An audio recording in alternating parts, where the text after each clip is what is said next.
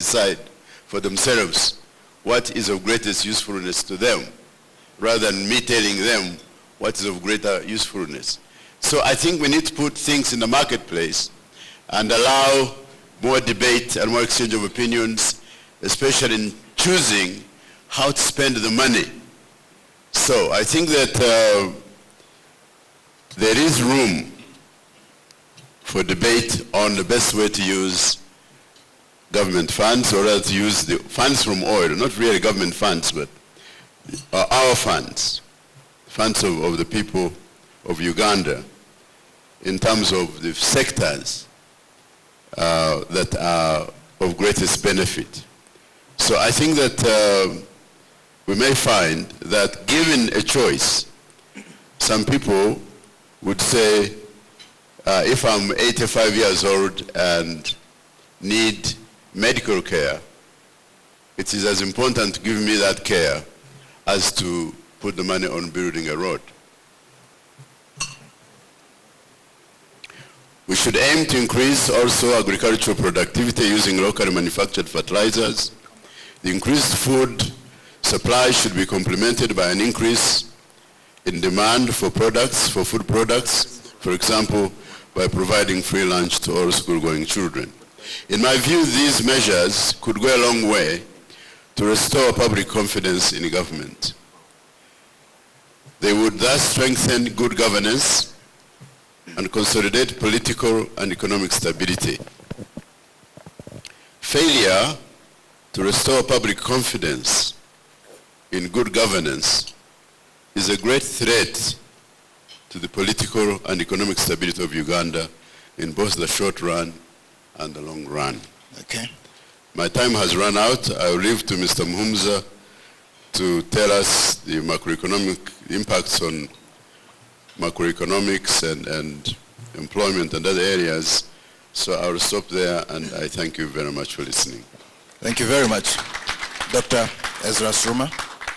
I would like to invite right away Dr. Fred Muhumuza. My apologies for being held up in the office, but I was trying to make some PowerPoint so that we can view a few things. Overnight I thought there are things that may not come out just by me speaking, so I decided to wake up at 5 a.m. and put a few together. That's me. Next slide, please. I think let's begin with the basics. One is that what are the drivers of the economy? Any economy must grow, because if it doesn't grow, you have problems. And economies grow from basically aggregate demand. There must be something people need that therefore stimulates others to try and meet that need. Without needs, the investors won't do anything. So you must have demand, and the demand can be in those basically two categories: domestic, which can be consumption and can be investment, and can be public, it can be private. That must be there. And today, when the second one, which is foreign demand through exports, is having problems, everybody is running back to stimulate their domestic demand. So China is struggling to see, they have been growing on the basis of Western markets, which are almost no longer there. Now they are struggling to stimulate their own domestic demand. So it is important for Uganda to do those. Now as you try to meet that demand, you must do it in an innovative way and then increase your productivity. That is how you make your money as a capitalist. And I think, let me hint on what Dr. Sruma says about the ideology. Is Uganda a capitalist? Is it a socialist? You have to decide where you want to be. Even when you are mixed, you must decide where you want to be. If you want to do socialism or universal primary education, free, secondary free, invest in roads, don't tax anybody, the two don't add up. Because in that case, you must go to borrow and go to the donors. So you must tax your people. You must tax the investors in order to meet these basics of the common people. And remember, we're talking about common people because those are critical for domestic demand, as you are going to see. Next slide, please. So how do we create strategies for growth? One is you want to create that demand through increasing private consumption, including payment of pensioners. Because this is the grassroots-based demand. These are the people who will demand maize, plastics, local things that, remember, trigger the economic growth. So including the payment of pensioners, and I have bolded those two things in that slide because they touch the current debate. Much as there have not been any donors cutting because of the pension scam, but possibly maybe what was in budget support was also eaten up in that way. You want to use public expenditure partly to stimulate public demand, but more so targeting provision of basics to allow the private sector generate things that meet the other demand we talked about. But you also want to specifically target some vulnerable communities. And you're talking about pensioners here specifically. You're also talking about northern Uganda reconstruction at that time and still at this point. That begins to give you the concept of where these programs came from. They were for a purpose, a bigger economic purpose, but also targeting certain individuals. Let me quote from my former supervisor, the person who inducted me in public service. Next slide, please. This is Dr. Ezra Suruma reading his budget. That is the first one I worked with him. I joined him in 2006.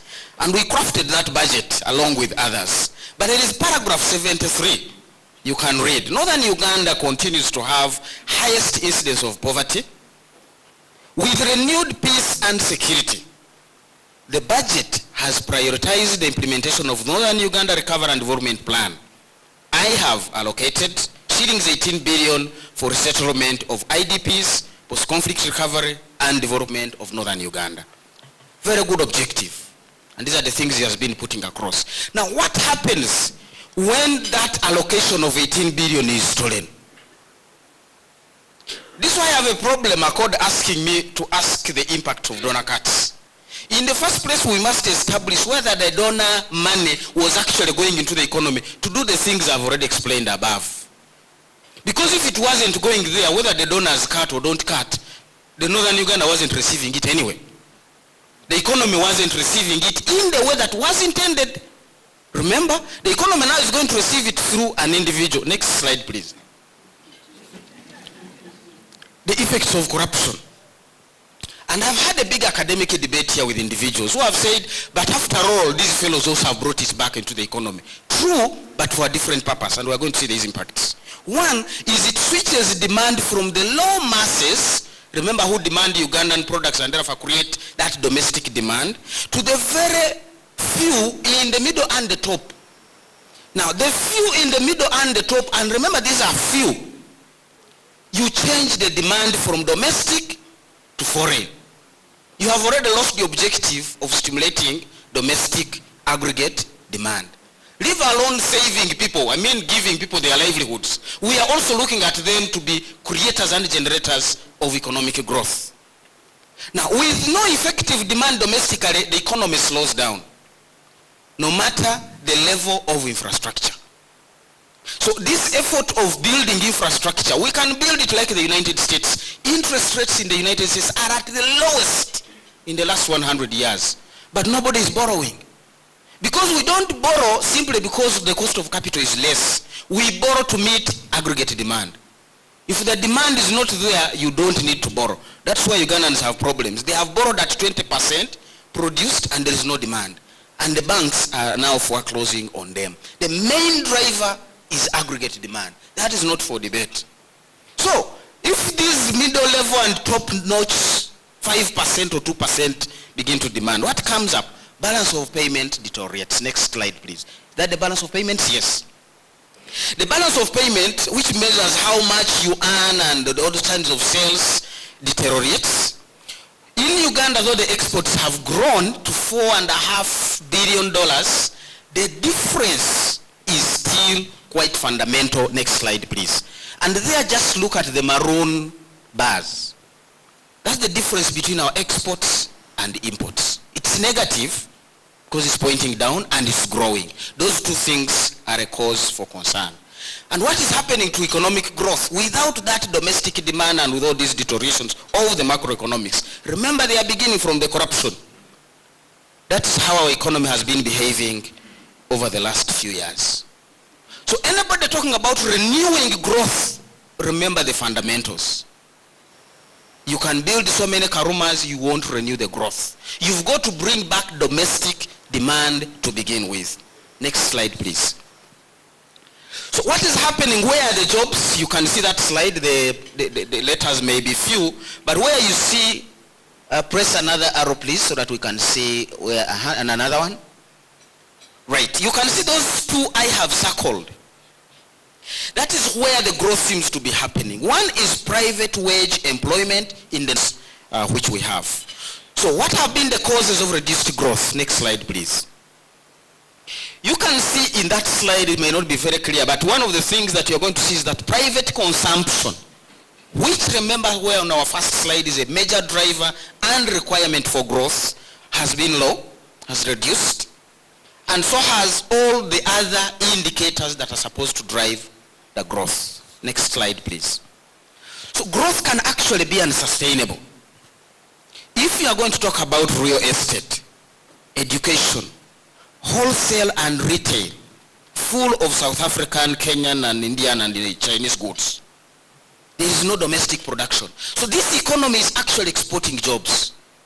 Because every time domestic demand is met through imports, the producer of that commodity, the job has just been created across the board. So if anybody wants to create jobs for the youth, and I will have reservations about people who say, let people build houses, they will create jobs. They only create very, very small jobs for a very short time. Sustainable jobs must be in agriculture, where people will continue to eat and eat and eat and eat and eat even more. But houses, when I finish my house, I send everybody home. Worst still, if the house is worth 1 billion, but the contribution of Uganda is only 50 million, bricks. The tiles, the glass, the iron sheets, the what are all imported. You are losing jobs. That's not sustainable economic growth. So, the excess liquidity begins to emerge. Because the thieves of northern Uganda, and I will reserve names here until the courts of law tell us, but they definitely are thieves. We're just trying to find out who. But money was lost. The thieves, because they come to buy dollars to go and import what they want, they leave their local currency here. That becomes excess liquidity. Because it is money chasing no production. The production did not take place here. They are also creating another problem, that they are looking for dollars which are not on the table. So the price of the dollar goes up. So you have that mess as well. Governor Mutevile rightfully has to respond by increasing the central bank rate. Because there is no production, but there is that excess liquidity around, he has to remove it. It causes inflation. Unfortunately, we don't have enough products to single out this particular demand. So we are using carpet bombing. When you raise central bank rate, you are killing even the good investments, which we call carpet bombing. So the civilian sectors are also affected. Next slide, please. That's the slide where you have those rising interest rates are choking investment, private demand, including the good one. So that's the cost to the economy. That high interest rates will kill private investment, will raise default rates, the banks become unprofitable, except of course for treasury bills. But the next slide tells you that treasury bills are a big cost to government, because the government that is now has got to pay. And right now we are paying quite over 6% of our budget revenues in just treasury bills. This is money you're throwing away to the bankers for playing golf. I mean, they don't have to be in the bank. You do a deal on the phone, we are buying this, we are staking this, and tomorrow you have it. And after 3 months, you get your billions in terms of payment. So that cost of stability can be quite high. The cost of maintaining that price stability can be high. Due to the shallow and immature state of the financial sector, we have limited choices. Next slide. Next. I want to finish, the chair shouldn't attack me here. Now, these are the consequences. I've tried to make some comparisons here. Look at where Uganda was. These are debt figures now. Because you are not producing, but you must consume. You are not taxing yourself, but you must continue with UPE, with USE, with building roads, with eating, at the expense of no taxation on yourself. Then you begin to borrow. And these have been our borrowing trends. We borrowed heavily. Thank God for HIPIC, highly indebted poor countries debt initiative. and then the multilateral debt initiative. They forgave our debts. So our numbers came down, but right now I've decided to live with the current trends, but we're already shooting back. Now the sustainable debt you want are those others who have been down all the way, and you have Kenya and South Africa as comparable countries. The last one, you can see where you can easily head if you lose the macroeconomics, if you don't deal with corruption. I want to end by proposing to land friends, they are land colleagues to me because I'm not one of them. Council is here now. Even after the courts pronounce themselves on the thieves, there are more things to be done. How was money stolen? We need more tougher laws. And I know what was this thing? The Sarbanes-Oxley rules in the US. To curb this malpractice in public entities, in public expenditures. You cannot do preventive ways of people stealing public funds unless you come up with new laws and regulations. Sarbanes and Oxley, people like Mao will explain more. If I had more time, I would have done so. Came up with new laws for the US in 2002 after many scandals in public entities that could not provide for the managers. You want to get to a level to say if you have stolen money for pensioners and the pensioners have died, maybe there is some manslaughter element to put on you. If we can attribute their death to their failure to access their pension. You want to go beyond where you are. And how do you deal with all these kinds of issues? But more so from the economic side of view, we seem to be more strengthening financial management and not economic management. All right. If the economic management was right, money wouldn't have been stolen in 2011 and we only discovered in 2013 that it was. We would have realized that things budgeted for by Dr. Suruma in 2006 have not happened. But because we emphasized receipts, and people will always bring receipts, we have a problem. I need to see it. Thank you. I would like to invite our third discussant, Dr. Jacqueline Makaru, with a PhD in economic policy. Our topic, again, is the political economy of donor aid, implications of aid cuts on service delivery, economic performance, and interventions by government. Today I'll talk about the topic in addition to what our distinguished discussants have already said. And I'll only point out the things they missed because it's the same material. Dr. Suruma talked about the objectives of aid. I will add to talk about the intentions or what motivates the donors to give us this aid. First of all, donors use aid as a political tool. This to project power and influence over the recipients. And we know how they do that. They like to wield power. They use aid with business intentions. So when China decides to come and build a bridge over River Nile or build the new Entebbe Express Highway, they will bring their companies. They will not hire local companies. So in addition to what Dr. Mumza said, the jobs go away, not to Ugandans, but to foreigners. They use aid as an influence in the world, and it gives them legitimacy among their peers in the international economy. You've probably heard about the 0.7% commitment from the G20 countries. 0.7% of their GDP was supposed to go to aid and humanitarian interventions. But additionally, there's the moral imperative, the good feeling that you get if you're a Christian, embedded in the Christian traditions, that there is more blessing in giving. So why do we keep receiving? Maybe that's why we are not blessed. That's why there is all this. So we should also become the donors. Maybe God will bless us. What are the implications of these aid cuts? I can't articulate it better than Dr. Muhumuza did. We know that jobs will be lost, trade will go away, businesses will suffer, our foreign exchange will be in negatives, that is our reserves. But we also know that because some of the more prudent donors have decided that they are going to withdraw funding for the next financial year, our government will look to other places. They will go to China. I've seen people go to Russia and Iran. And by international standings, these are not the good countries to relate with. But we'll go there because they don't have democratic and good governance conditionalities to their aid. And we know that when these countries come, they do not invest in sectors that have a direct effect on the masses. And we know that these countries are not the answer. China is not going to be the answer to our problems. We need to address corruption and put our house in order. So on the interventions part, what should government do? They can do short-term or long-term strategies. So in the short term, we need to cut expenditure in response to these donor aid cuts. But then we are not sure which services or which sectors will suffer.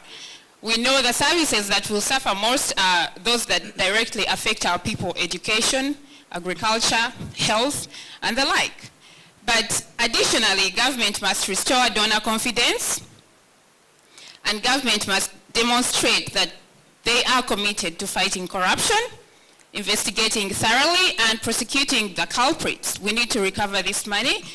Government needs to do their due diligence and let us know they are our government. How did this money get lost all these years, for all this long, all these monies, without them catching it? Who are the government accountants? In the long term,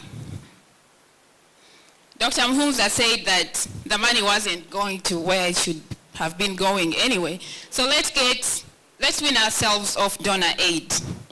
We know that aid distorts incentives and the economic system.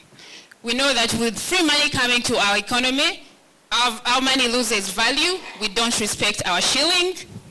We need to live within our means. If we get rid of aid, we shall learn to live within our means. I think Kenya did it for a long time.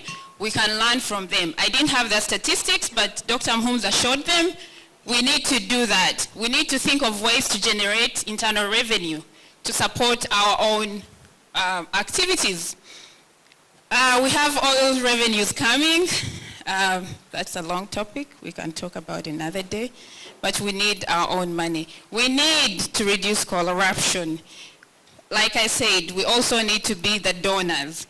Let's build and demand for more capacity from technical aid, in form of technical aid, not lose money that is going to cause inflation here. When China comes to build that Entebbe Express Highway, let's demand for what they call the national content requirements. We should demand that our core engineers are part of that project. It's not only Chinese, so that when the Chinese leave, we have the capacity built. We have to ensure good governance and financial prudence and strengthen our institutions of accountability. Maybe I should point out that from the statistics we hear, donor aid contributes about 25% of our national budget. I would like to differ. If you look at sectoral allocations, I'll use an education example because I mainly work with education data. For the year 2011-2012, donor aid to education was about $190 million US, which roughly is about 500 billion. The actual outturns to education was about 1 trillion. So that's already about 50% of all the money that goes to education. Does the money get there? Who knows? I guess you all know. We've heard about government trying to pay back this money. And I think they've already released some money to some country. But how should such a decision be arrived at? These are questions we need answers for, and I do not know that I can give the answers. I do not know that government will respond, but we need to make sure that there is a process of how these decisions are made to pay back the money. Where is the money coming from? Shouldn't this decision be tabled in Parliament or put to a referendum, if anything. What does such a decision imply for government, for us the people? Does it show that there is probably more opaqueness in how government does their business, and what are the roles of all the oversight institutions? Does this show that government is becoming more belligerent and desperate? Do we have a crisis at hand? And is this situation scaring away investors who actually bring the money here and stays in the economy? These are all the questions we need to ask. I thank you for listening. I'll stop here before the chairman chases me away. Thank you. Thank you very much, Dr. Jacqueline Makaru. We'll open the discussion right now. Tell us your name, where you come from, and then shoot your question. I would like to thank the panelists for a most stimulating presentation. Clearly, we have all learned a lot. I would like Dr. Suruma to comment on how to deal with vulnerable people. We have a market economy, but the majority of the people are really not players in the so-called market. Would you comment on Brazil's model of conditional cash transfers as opposed to, for instance, pensions or what we are experimenting with? Secondly, you said the growth of the public sector and the private sector should be balanced. My personal view is that the public sector is really not growing. It is just swelling. You know, there's a difference between growing and swelling. When you appoint more RDCs, does it translate into accountable local governments? When you have a larger cabinet, is the government more effective? And lastly, you talked of these governance aspects. Now that Dr. Muhumuza is here, the Uganda government raided the treasury and refunded some donors. Surely, Dr. Suruma talked about the role of parliament. If parliament is the one which authorizes appropriations and approves the budget, as a person in finance, can you clarify, now that we have this privilege of sitting with you